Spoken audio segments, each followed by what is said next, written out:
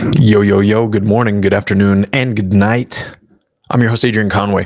Welcome to another episode of Rise and Pod. Today, we're diving into my thoughts and reflections on the 2024 individual CrossFit Games quarterfinals. I know that I posted an episode and talked through some strategies. I talked through a really brief take on some of my thoughts on the workouts, but today I just wanted to make it a bit more extensive, and I wanted to express basically my thoughts on the overall test. So from a holistic perspective, or like from the top down view, um, I was a bit sarcastic in my last episode when I alluded to the fact that they are what we thought they were, or they are what we thought they were going to be.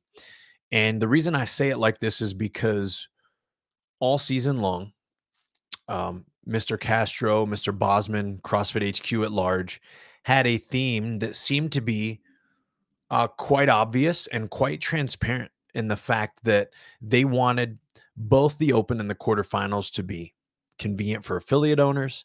They wanted classes to be able to build a structured plan around executing it. I believe that they even tied it in through CAP, which is CrossFit affiliate programming, so that they could make an example of that. And so, again, when the team workouts got released a few weeks ago, people were up in arms about it. They were upset. They were like, yo, this is too simple, blah, blah, blah. If the individual workouts look like this, blah, blah, blah. But the team workouts looked very similar to what the team workouts had been historically.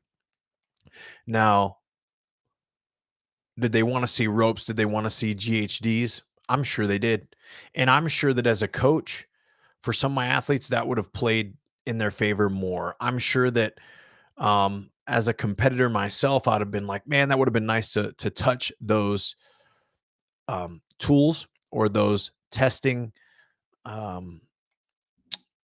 modalities, I suppose, is what we could kind of categorize those movements as, or those apparatus as apparati, as if you are appropriately referring to an apparatus in the plural form. But I honestly think that we don't need those things. We don't need those things to test a baseline of fitness when we know that we can experience that and see that at large at the semifinal floor. My whole point with this first opinion and or take is that the programming is effective as a barrier to entry for what we want to see expressed at the semifinal level and at the CrossFit Games.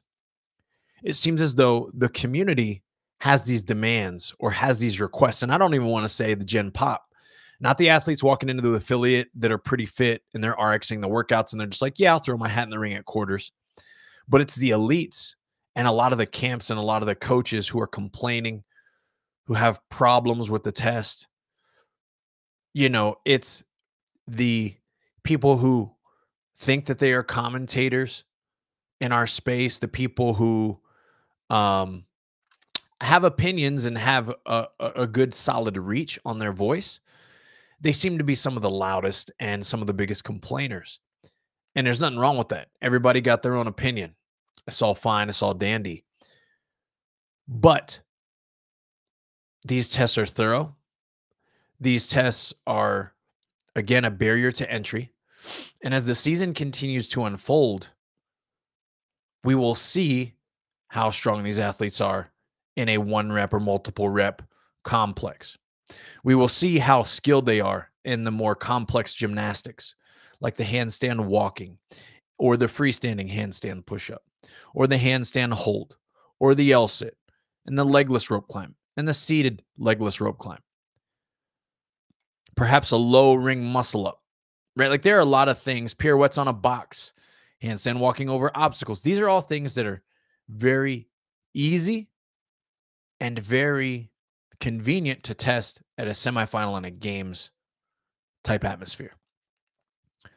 So to feel like you're not getting exposure to the top level tests, don't.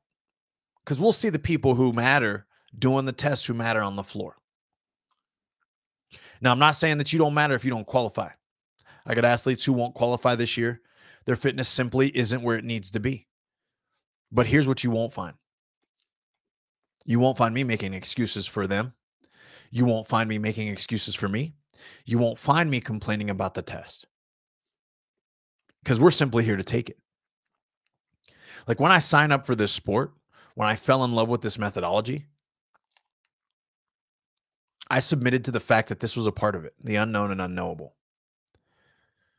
I submitted to the fact that the test makers dictate how the test plays out every single year.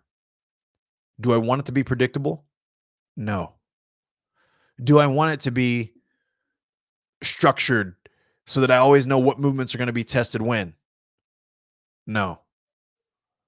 Do I expect it to evolve over time and change due to the atmosphere, due to the community, due to the feedback, due to the state of their business? Yep. So what does that mean for me? That means at large, I need to stay agile. I need to continue to refine and adapt the way that I coach, the way that I program, the way that I process and digest workouts. I need to stay in my bag of studying history from .com to sectionals to sanctionals to regionals to semifinals, and not just from CrossFit.com, although that should be the primary source that you study and nerd out on, but also other camps and methodologies that exist within and around and surround our space. Because even, here's the thing that I'll share with you guys is every test writer has a flavor, every one of them. When we saw Dave come back into the fold, there were strong considerations that I made in preparation for my clients and myself. If you do your homework, you know that Dave doesn't program for .com, that Adrian doesn't just sole program for .com. So we understand that even the flavor that appears on .com currently could be and probably should be quite a bit different than what is to come. However, it would be ignorant of us to assume that the people who oversee the test for the CrossFit Games, and therefore the stages that are prerequisites to qualify for them, aren't tied into what's going on CrossFit.com and vice versa. So all of it is important. And I want to conclude this opening portion of the podcast with the fact that, again, the workouts are what we thought they were. These are what we should have been preparing for. Maybe not in this form, maybe not in this way, maybe not to a T. But man, it's a beautiful feeling when, as a coach, you know that you've programmed a version of every one of these workouts within the last 4 to 6 weeks to help prepare your athletes be ready. And all you got to do is keep an eye and a close ear to the powers at bay and look around you and see around you. Team, if you're not following a program that's made up of a coach or a team of coaches who looks at the sport in this way, I would get ghost real fast. Because what you're going to find is that you are too emotionally led, just like they are. You are too over opinionated, just like they are. And you are too then going to become a victim of circumstance and situation. And maybe that's the kind of athlete you want to be. You want to be the kind that complains about the test, that gives JIC excuses, which means just in case JIC. Maybe you want to be the type of human that does this, that always has something to complain about, that always has something negative to bring up. Maybe you want to be that kind of human. But if you don't want to be that kind of human, if you don't want to be that kind of athlete, well, I would suggest you stop affiliating with those types of humans and those types of coaches. Let's get on to the quarterfinal workouts. Workout 1, 4 rounds for max reps of 1 minute snatches, 135 for the men, 95 for the women. Let's do a little screen sharing here in case you guys are watching my mug on YouTube's, whatever they call them, the YouTubulars. Okay, so you can kind of take a look. I'll walk us through a little bit of what this workout was, but you could see it here. 4 rounds, max reps, 1 minute snatches, 135, 95, 1 minute max cow row, 1 minute dumbbell box step ups, 1 minute rest. Now, the beautiful thing here is that it mimics Fight Gone Bad. Time domain tests that have been around since the beginning of CrossFit, where it's station rotations. Have we really seen this before in competition online? We have not. because it seems as though this might be difficult to police these reps as the buzzer goes or as the time transitions. How do we align our clocks with the clock that's in the gym? This kind of presented some unique challenges in my case. I mean, maybe not for all of you out there. Maybe you found a way to just have it be perfect, but each one of my athletes might have been a half a second or a full second off. We know that every rep counts. Heck, they want to go to semis. This complicated things with the clock on the wall. If you used a clock on the wall, and of course we used a clock on the wall because my athletes can't see the clock on their phone or their device that's filming it. So all these things considered, sometimes it made it a little bit complicated, but we're here. We did max reps. Now, did the snatches matter? Some people in the community acted like they didn't, but they certainly did.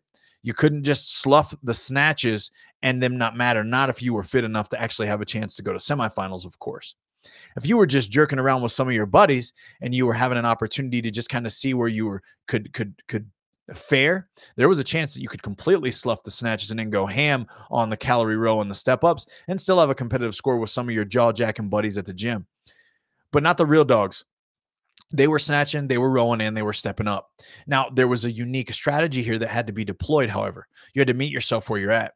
Were you a taller athlete that was going to have great success and high power output on the calories of the row? And that probably led you to have a higher hip with longer legs to have a huge advantage on the step ups. This was the tall person workout, folks. This was certainly the tall person workout. It had huge advantages for the bigger bodies. So hopefully you guys took advantage of that. I really like this test. I like that there were strategy that needed to be deployed. You needed to be aware. You needed to have patience and self-awareness at a very high level. You know, for me I had to come in and tell my athletes, yo, 40 seconds, you need to be done snatching. Like, I don't care how many you got, you're done. Set the bar down, start walking over the rower. And then you need to make up for that 20 seconds. If you look at me and say, coach, I need an extra rep every round, then get on the rower. Go hard and get on the rower and be there prepared to row hard for a full minute. Then you have to keep your mind and your physical arousal focused enough to get off that rower quick and get to work on the step ups. And yes, again, we're stepping up all the way through that final second. I want the judge to tell you no rep on the final rep there. Then you get to sit down and refurbish and get your rest. Then you're back up on the snatches again. And then snatches again need to be controlled. Now, you could have gone about this in several different ways. You could have had a rep scheme to hit on the snatches, like a certain amount of reps, or it could have been, again, snatch to about 40 seconds and then start making your way over to the rower, folks. Now, are there people fit enough that could have snatched through 45 or 47 seconds? Absolutely. But for the vast majority, even of semifinal qualifying athletes, it was unnecessary.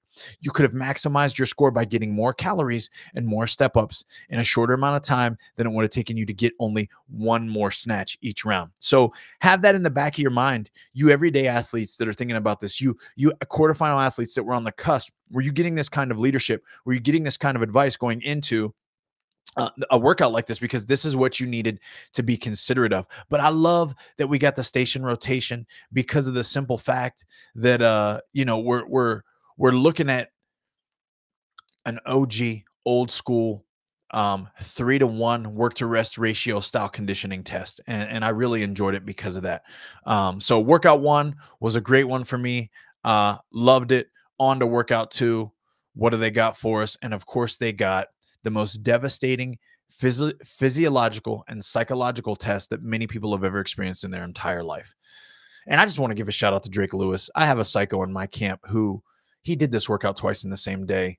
I think his wires are not connected correctly in his brain that allowed him the ability to do that. Not only allowed him to do that, but it allowed him to improve by 30 seconds on the second go within a 4-hour window. It just is disgusting. Doesn't make sense. Full transparency. He kind of knew he needed to get it done just to have a peace of mind. He more than easily qualified for the semis. However, like it was just something he felt like it was needed. And honestly, I think he proved a lot to himself to be able to come back in the gym and do a workout like this twice, let alone improve by 30 seconds, let alone have it be a solid output and solid time in the West for the males. Come on, man. I didn't really know if he was going to be able to do it. And then as we hunkered down and got ready for the test and he looked focused and relaxed, went with the strategy of breaking up the wall balls, folks. Very, very, very, very, very generously. When I say very generously, I'm saying never did he do more than 10 at a time. And sometimes guess how many he did at a time? 5. So too bad for everybody out there who suffered a lot more and got a way slower time doing way bigger sets. Idiots. Just kidding. But seriously, You got to go smarter, not harder. And there's always a more simple way for you to reduce stress and improve times. And most people are just afraid and too prideful to explore those measures. Um, and that is a lot of times the blunting of the daily adaptation that could be taking place in your fitness. So just throwing some information out there for you guys to digest and process. Harder is not always better. More is not better. Better is better. And what can be better is sometimes easier. And that doesn't make much sense in our brains, but that makes a lot of sense when it comes to submitting scores and submitting loads and everything else that we do to in this sport. So find a way. 3 rounds for time, 50 wall ball shots, 20 pounds for the men to 10 feet, 14 pounds for the women and 9 feet. I'd like to see the women be shooting to 10 feet here for this one, to be honest with you. 50 lateral burpee box jump overs. Men had to do it to 24 inches, women to 20 inches. Okay. Now, this workout was disgusting. Let's just say that. It was all a burpee workout. Again, you could have paced the wall ball shots, but it was a press and a press, a vertical press, light, highly cyclical with the wall ball. That's why it was such a trap for you guys, right? Because you can do big sets of wall balls. Well, maybe I can make up some ground because I can. No, because you can doesn't mean you should. Stop it. Stop it. And if your coach isn't saying, hey, because you can doesn't mean you should, you got a bad coach, because they should probably say it a lot to you. Because as an athlete, you focus on building capacity. So your job is to express that capacity. Often we assume that, well, now that I can do 30 toes to bar unbroken, I can easily do 20 unbroken in this workout. No big deal. I know, folks, this workout doesn't have 20 toes to bar, but just listen and follow along. That hey, I can do 20 around. It's no problem. That doesn't mean you should, Jimmy. Jimmy, don't be stupid. Break up the toes to bar. Okay. Have more energy in your grip, have more energy in your shoulders. Stop breathing so hard. Then you can finish faster. Then you can do the other movements faster. And guess what, Jimmy? I'm going to tell you to break those up too. Yeah, but coach, I can go unbroken. Good for you. Smack yourself, Jimmy. I don't care what you can do as long as you go faster. And you got to be willing to explore those things. I know I sound foolish and I know I sound silly, team, but this is how it has to be explored. Just because you see your favorite athlete go unbroken and they're so smooth and they got it, they got the sauce and they got this, doesn't mean that you have the capacity to do it. Even when you think you should, you might be able to one-up them and beat them because of a different strategy. Man, you've got to be able to break these things down. You got to get into the weeds. You got to break down the times. You got to break down the splits. You got to see where the juice is worth the squeezing and squeeze it hard. That's what she said. Anyways, so 50 lateral burpee box jump overs were the limitation for most people. Now, the big thing that I tried to harp on people with in my camp was finding a rhythm. Okay. Finding a rhythm in your warm up, finding a rhythm early in the cadence of the burpee, no matter how good you felt. And again, this comes back to that, not just because you can doesn't mean you should. Just because you can go fast doesn't mean you should. And of course, you'll pay for that later. But in this instance, what we wanted to do and what the athletes that had the best level of success did in this test was almost all of their burpees from rep 1 to about rep 120 of the burpees looked the same. And I say only rep 1 to about 120 because their last 30, they were able to give more of a push and more of a faster cycle rate if they stayed in their working window for the rest of the 120 reps. And of course, broke up the wall balls appropriately. But we look at this test and the bottom line is that it's a great stamina and endurance test. Yeah, it doesn't go that long. It's 20 minutes. But this is the one. This is the one that tests your engine and your mental fortitude and all of those wonderful things. It also tests your recovery. I like how CrossFit really put us, they kind of like put us under their finger and push down with this test, because while it's workout 2 and had to be submitted on Saturday, a lot of people did this workout last. At least they did this last for their first go round. Athletes might have repeated stuff Sunday and Monday, but commonly a lot of athletes tried to give their first effort, their best efforts, all 3 of the other workouts before they did this one, because they knew what this one physically would do to them. And I'm not saying everybody didn't. You weren't wrong if you didn't attack it this way. But I know that most of my athletes didn't. It's because of the undue fatigue that we thought might occur, the way that it was going to kind of suck the juice out of our quads for those even clean and jerks and shoulder overhead. We wanted to have those tests done with. And even what it might do to pre-fatigue our pressing muscles and reduce our stamina for test 3, which we'll get to in a minute. So I like that this came as workout 2 specifically. I like that it was high volume. I like that there were traps naturally embedded here because, again, we're dealing with semifinal athletes. I mean, a lot of them can do carrying unbroken. So they look at 50 wall balls at a time and they're like, yeah, it's no thing for me. No big deal. They consider stepping down from the box, like, okay, that's going to save my heart rate. They didn't understand the fatigue that it was going to build in their hip flexors to slightly lift their knee off the box. And I can say this honestly, that I know it didn't affect everyone this way, but most athletes who are going to have high levels of success in the sport, they're not 6 foot and they're not 5'8" on the women's side. They're a little shorter than that. So when they step off the box, you got to engage your hip flexor to pull that leg up and off that box. And so with that being said, there was a lot of fatigue and a lot of soreness that happened there. And it affected how you did everything else, right? It affected your step up from the burpee. It affected if you jumped your feet up to your hands on the burpee. It affected the way you pulled your knees up to your belly to jump onto the box. So while I don't like it, again, this is me. I'm not complaining. I'm just telling you, I'm giving you this honest thing. I don't like the fact that they made us step down off the box. Again, at this level specifically, if you think the juice is worth the squeeze to jump up off the box, you should be able to jump up off the box. Just like they said you could jump completely over the box. It makes no sense to me in my mind. 0 sense to me in my mind. It makes no sense to me in my mind that you would say, sure, hey, jump over it if you want. But hey, don't you dare jump down from the top of it. No, mess me with that. Doesn't make sense. And I'm willing to give them that feedback and talk through why I have those thoughts and emotions. And of course, it's their game and it's their rules. It's my job to get my athletes ready to play and for me to play when I want to play. So suck it up, Buttercup. That's what y'all can say to me, Coach Conway. But I love this test. I think it fits with the whole scheme of things. Let's move on to workout number 3. But this one was one of my favorite online qualifier tests. I know the community is going to be like, yo, that sucked and it was awful. And I know it sucked and it was awful, but I really like it because of that. And if it would have been running, maybe there would have been a lot of shuttle runs in place. Guess what y'all would be doing then? Complaining, whining and crying. All right, test 3. You know, this has a strong Adrian Bosman flavor. I hate that I even say it like that, though, because you know that he's been writing up workouts for the CrossFit Games for the last several years. And so I don't really believe that he has a pure flavor. I think that, again, like, yeah, we can pick up on some things that he's putting out, but he's also a very well-rounded CrossFit programmer at large.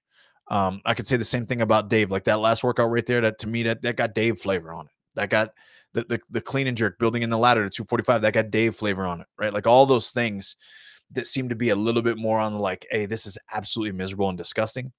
We associate that to the history of our sport, which associated primarily the face of being Dave at the helm in those moments. But this one gives us that Boz flavor. 4 times, 3 rounds, 10 handstand push-ups any way you want, 20 toes to bar. 2 rounds, 10 strict handstand push-ups, 5 rope climbs, 15 feet. Then 1 round, 10 chest to wall, handstand push-ups, 20 ring muscle ups to finish. Time cap, 15 minutes. I thought they nailed it with the time cap. I thought they nailed it with the test. I love the way it's the 3-2-1 descending rounds, where the more work and more volume is loaded with the movements that seem to be the lower skilled movements. Although those kipping handstand pushups with that line standard away from the wall, it demands a high level of accuracy, especially if you're a tall athlete with long arms. But I loved it. I loved again for the fact that, you know, I had athletes do this workout under 9:20 that broke up everything into like thirds. And then there are athletes who did it in like 10 or 11 minutes and they just try to do big sets. You got to meet yourself where you're at, folks, but you got to be willing to experiment. Big sets does not typically work out well unless you're one of the top 10 in every semifinal. Top 10 in every semifinal. Those are the guys that don't need to listen to this, don't need to take notes. Everybody else better be taking notes. I'm just telling you. So it lended itself, especially to people who were time capped, to break things up early and often. Even people who finished this thing in under 9:30, early and often, break it up. It can make it easier and you can go faster at the end. Even the ring muscle ups. So here's what I liked specifically, is that a lot of people fell into the trap of like, hey, it's a controlled race to the ring muscle ups and I'm going to go big. A lot of the people that even went big ended up with a slower time because of the way that the fatigue started to hit you early. It affected you a ton in the latter portions. So again, I think that it's cool to have the rope climbs before the ring muscle ups. I have to admit that that's not something in regards to order that I had my athletes as prepared for as they will be in the future. And what I mean by that is that, yes, we rope climb. Yes, we do a lot of different varieties of pressing. We do a ton of pressing redundancy because of how important the shoulders and the triceps are in our sport at large, not just in the skills of handstand push-ups or ring dips or ring muscle ups or handstand walking or wall-facing handstand push-ups or wall walks. Yes, all those things matter, or shoulder overhead or snatching. But the way that it appears in every single way of just building overall strength, capacity, and stamina, right? Like we we are in the business of making large loads, travel long distances, and do it quickly. When we consider that, when we think about making something travel from ground to overhead or from a squatting position all the way to overhead, um, this is how we make our bread and butter in regards to high power output. So when it comes to the methodology, we do a lot of that. When it comes to testing the methodology, we do a lot of that. What's a muscle group, though, that's relatively small compared to those of your lower body and hips? And it's your arms and your shoulders. And so when you think about the loads that you lift off the ground with your legs, like, yeah, our legs are important. We got to train our legs every day to some capacity. We're bipedal. Don't worry, we should. But our upper body has to develop the resiliency and the capacity to be able to be trained almost on a daily basis as well. And now that's a fine balance. And you got to be finding a good programmer and a good program that allows you to not get too beat up while doing this. But workouts like this are a perfect example on how you need to be training this way early and often in your off season, in your in season, in your preseason, and all the seasons. The rope climbs, though, blew up the grip, which affected the ring muscle ups in a different way from what I saw for the athletes in my camp. The grip was just fatigued in a unique way where they were holding on to the rope, especially if you got a little sloppy, if you let your fatigue get the best of you. I love the way it blew up the midline. This workout in general, you were kipping the handstand push-ups, so you're going into a little bit of hip flexion, then the toes to bar, huge hip and trunk flexion.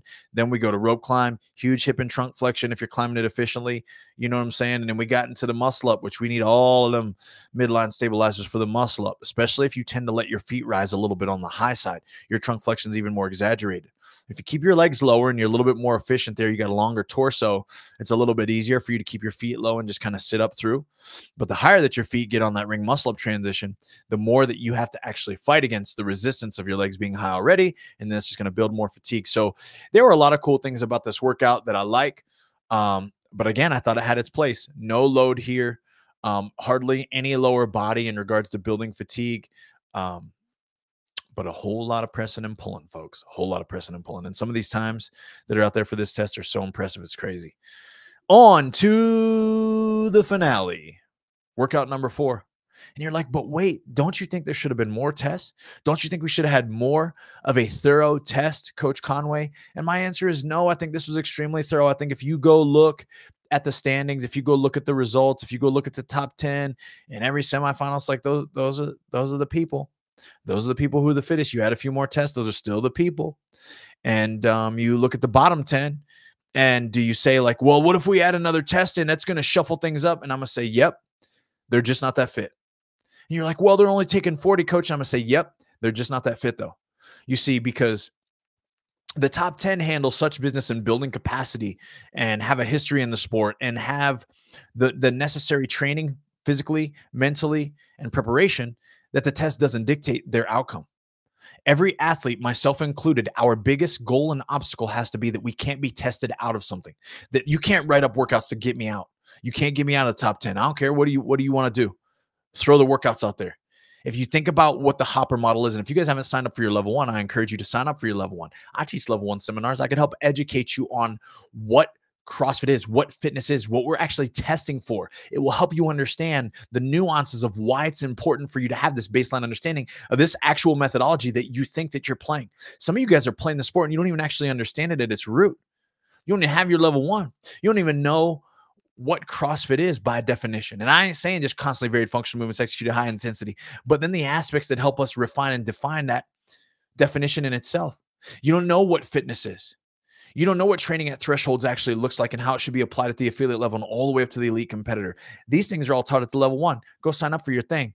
Go do it. Go invest in yourself. If you're a coach and you're doing this sport, even if don't own an affiliate and you don't have your level 1, level 2, level 3, like if you're not in the weeds for this, I don't understand where you get the perception of your potential. Like you're a strength conditioning coach. You could have all the qualifications that you need. But if you don't understand the nuances of the sport, then this is where you're going to get tied up here. You're going to have opinions that don't align with the methodology. You're going to have opinions and thoughts that don't really make sense. Folks, this is it. This is the Hopper model. This is thinking about a randomized collection of drills and skills and capacity testers that are definitive, right? It could be 100 ring muscle ups for time. It could be swim 100 miles for time. It could be hike 100 miles for time. It could be to do grace, with no hook grip. It could be with a fat bar to do, Isabel with a weight vest on. It could be to do Fran with the weight vest on, chest to bar pull-ups, and fat bar with no shoes on in Carson, California on blacktop. Right? Now I'm making up some egregious things. These are silly. But what you have to understand is that the fittest on earth, which we can categorize and start to look around, it's going to be about some of these top 10 athletes in every semifinal. I'm not saying the way things played out for these tests are the same way they're going to play out at the semifinal. I'm not dare saying that. But you get the idea. These are the athletes who are so well-rounded that we make up all these kind of crazy tests, and they're still the ones that win. They're still the ones that perform statistically best across all the tests. They might not win any, but they're going to perform statistically best, and almost against any group of people that you put against them, even when they're specialists in that group, right? So my point about all this is that we can all complain. We can all have a preference of what the tests look like. We can all say, hey, there should be 3 more tests. We could all say, hey, there should be a max lift. No, there shouldn't. There should be a test, and it should be well-rounded. How do we know if it's well-rounded? Well, when you start to look around a leaderboard, if you don't think it's well-rounded and you don't start to recognize any faces, if you don't see the fittest on earth starting to come up there, if you don't see the fittest in the semifinal regional, you start to know, like, ooh, maybe it's a little biased. If you start to look and everybody in the top 10 is 250 pounds on the male side, something wasn't right. And I'm not saying it's wrong to be elite fitness at 250 pounds, but you guys that know me and know what I'm talking about understand what I'm saying, which is there was probably a bias towards all external loading and maybe not enough bias towards strict gymnastics or body weight testing. Or maybe we weren't making their body weight travel a distance that was far enough, right? Which I'll tell you what corrected that question was workout 3 and also workout up and over the box with all them burpees. Okay. If you were a big fella, if you're a big lady, don't matter when I'm talking about weight, muscle, height, body fat, I don't care what it is. That made that test a little bit harder for you because the load that you were making travel long distance was long distance. So all these things considered, I know I'm kind of going off on a tangent, so stick with me here. But I'm a big fan of workout 4 as the finale. Again, I think the order here misled us. If you weren't a part of a camp, if you're just an everyday athlete and you're like, oh, cool, fine, I'll just do it in order. Man, if you did this workout real last, you were real sore and real tired. And you might not have even felt a ton of soreness, especially if you only did all the workouts one. But the fact of the matter is that, yes, none of these reps had to be below parallel. We didn't need to squat them, but you needed a ton of leg drive to do well at that last barbell to get a lot of reps. And if you're on the weaker side, if you're just an RX athlete at your affiliate, you need to make it to the last barbell. Whatever was your threshold load, you needed a lot of leg drive to get that bar over your head. So all this stuff makes it fun. I love that it was 10 clean and jerks with a forced rest. I think that led to a trap for many people. They went out a little bit too hot. And, they're all like, well, we're going to rest the same. So if I just race there and then I have a minute rest, I'm going to rest even if I go a little slower. But again, because there's levels of this, you got to understand. And elite athletes understand this. There's a place that when your heart rate goes there, it's much harder to recover from and it takes longer to recover from. So if you essentially get close to redlining on the lighter barbells just to have a faster tie break time, you're going to end up with significantly less reps at the heavier barbells because you're just going to be wanting to put your hands on your knees or take longer between the heavy reps. We saw some different strategies. I watched some of those athletes with Taylor Self First the World and the Savant podcast. I watched some of them get after it. We saw Fisa Gaffi, who's a smaller athlete in our space, who I guarantee she's very grateful the way these tests played out and the 1 rep max, like those types of things. Like this favors her, I believe, and her skill set. And I'm not saying no calling out Fee. She's elite and she's one of those athletes that every year is right there in the discussion of being one of the fittest on earth in regards to making it to the CrossFit Games. But the way she did this particular workout was very interesting. She had a relatively steady pace, and then she came out very reserved on the final bar. Then she really increased her speed. By and large, most athletes did the exact opposite, of course. They hit the ground running on the heavy bar, tried to get what work done they could while they were feeling good, and then they started to peter out as the time got closer to that 10-minute cap. And again, whatever worked for you, but you need to have understand what was going to work for you best. And even some of my athletes that repeated this workout the second go around wasn't as good. A handful did better, that just because of their experience level. But the athletes who had high scores and most competitive scores to start, they weren't able to reclaim that same type of focus and energy and arousal mentally or physically after doing all the other tests to reclaim a better score. So I think a lot of athletes probably hit it right the first time. This was one of those that you had to get up for because you had to do so much work building up to it. And this is what I like about these type of tests, team, and that when we test strength after there's a lot of work to build it to, is that it's not as easily repeatable. You know, if we have a 1 rep max uh, even after a Metcon and you get to rest and you're just hitting a 1 rep max, it's physically easier. But if you got to hit a heavy load multiple times, boy, oh boy, there's a fatigue that builds in with your central nervous system and also the psychological fatigue that makes you want to not do it again, right? You have to be very dialed down to the second in order to understand what you need to hit and how many reps you need to have done by what time in order to be able to do it in a repeat format where you're just kind of slugging away at reps. So all in all, in case you can't tell, I was a big fan of these year's tests. I think that I learned a lot as a coach. I was humbled as usual. You know, I have some athletes that are going to be on the outside looking in. I have some athletes that are going to be on the inside in a fine position. So some of them I predicted to be there. Some of them I didn't predict to be there.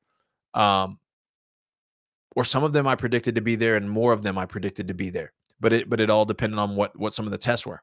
And a lot, like I said earlier, to the athletes in the top 10, they're fit enough to not care what the test is. I feel the same way about my own athletes. They're not fit enough to not care what the tests are. It dictates their success right now. And I have a vision and I have dreams on how to prepare them and how I want my clients to be able to have success. And my dream for every client that I work with eventually is to one day say, I'm so well-rounded, coach, that it doesn't matter what comes out of the hopper. I'm going to do very well on all things. Now, it doesn't mean they're going to be elite on all things. Help me know. Help me express it to you guys and understand what I say. I'm not saying everybody that works with me is going to the CrossFit Games. What I'm saying, though, is that whatever their weakness is, we attack it so headlong and in such an efficient way that they have a newfound confidence in whatever comes out. It's going to be pretty even keeled for their own performance, maybe not even against the field in regards to expectations, regardless of what it is. So that's the goal. I hope that's the goal for every coach that's out there, is to help their athletes have this vision and dream for themselves that they want to feel confident that no matter what it is, they'll be ready. And of course, that's where it takes us now. Folks, at the end of this podcast, if you hung with me this far, I want you to know that we just launched our new program, True Competitor Elite. Now, this is our tier program that is our hybrid model. So what that means is that you get some one-to-one attention in regards to video feedback and engagement. You get to go through a testing process for 2 weeks that's going to put you into a specified group. You're either going to drop into the strength group or the endurance group. And yes, that's going to be what you attack headlong throughout the year to try to build up that weakness. Our programming is adjacent to the CrossFit Games season. The programming can be hopped off for peaking phases that are going to help you compete at a local competition or maybe something that's not scheduled along with the CrossFit Games season. So we're going to help you there. It's not quite as a la carte as one-to-one programming where we're designing a specific program for you, but it will suit the needs of bringing up your weakness. And of course, the cost is somewhere in between that middle area between our one-to-one premium price and then also our group model that is currently available. So all access for a True Competitor is $49.99, and Sugar Wad, you can get the True Competitor series and have access to our competitive programming for $39.99 a month. And you can also be able to now take place in our True Competitor Elite, which is $149.99 a month. And it includes everything I mentioned. You get to go 2 weeks of testing. You get to be placed into a group. You get a weekly check-in with our team and our coaches. You get video feedback twice a week on gymnastics and or Olympic lifts. And of course, you're going to be focusing on and refining and building up the capacity that you need that's based on your testing results. So although it's not one-to-one, it's not quite the investment, and you're going to have the opportunity to extremely improve where you're at and get fitter and hopefully improve all the analytics that you're getting data for right now. You versus the world, you versus your semifinal region, you versus your city, you versus your state. And of course, most importantly, you versus you. We want to see that linear trajectory of your improvements. But nonetheless, I wanted to invite you guys, check the show notes, check the link. It'll take you to a page that will have more of a description there with more details. But we are not taking unlimited slots for True Competitor Elite. My time is finite. I already have a team of one-to-one athletes that I work with. And of course, our teams time is finite. So get the slots while they last. Our big onboarding phase will last from now until towards the end of May. And then we want to have most of our athletes locked and loaded for the season to come. So nonetheless, folks, visit ttrufitness.com. Again, that's truefitness.com. Check the link in the show notes. That will also guide you towards our website or to True Competitor Elite. And I hope to see you guys there.